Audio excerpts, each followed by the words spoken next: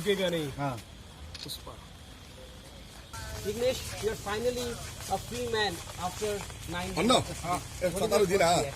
It was planned in their mind that the day Vignesh is out on bail, we have to file another case.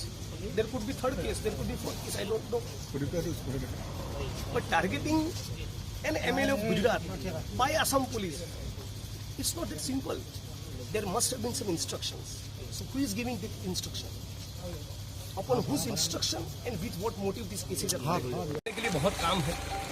Assam के किसान है, असम के मजदूर है, असम के बेरोजगार युवा है, उनके लिए कुछ करके दिखाइए। पूरे देश में किसी भी सरकार ने दिया हो उतना रोजगार देके दिखाइए, तब कोई काम हो।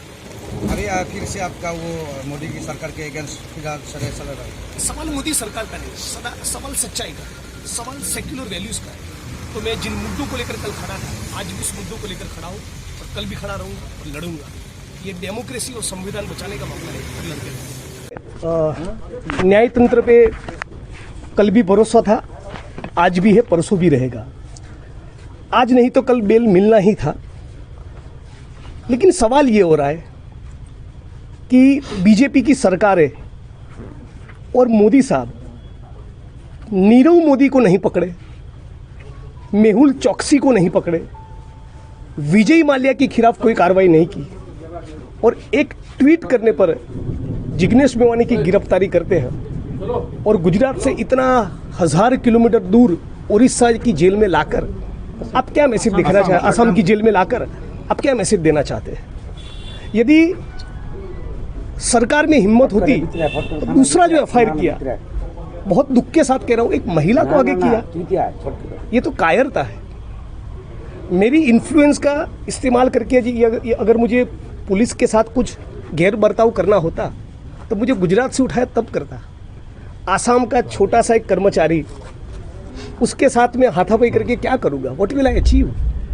तो ये सारी पूरी बीजेपी सरकार की प्रधानमंत्री कार्यालय से प्लान हुई एक कॉन्स्पिरेसी के अलावा कुछ नहीं। और पूरा गुजरात जानता है, अब पूरा आसाम जानता है और पूरा देश जानता है। वो मेरे हौसले को, मेरे स्पिरिट को तोड़ना चाहते थे, कोई फर्क नहीं पड़ा। मेरा स्पिरिट, मेरा हौसला वही का वही है, इंटैक्ट है। मैं कल भी लड़ा हूँ, आज भी लड़ूंगा और बीजेपी और आरएसएस के खिलाफ पूरा जीवन लड़ने वाला हूँ। ये मोदी जी समझ ले, आरएसएस समझ ले और बीजेपी समझ ले। मेरे जिस ट्वीट के बेसिस पर मुझ पर एफआईआर किया, वो ट्वीट का कंटेंट तो अप्रिशिएट करने वाला था। गुजरात में 3 जगह पर कम्युनल क्लेशिस हुए।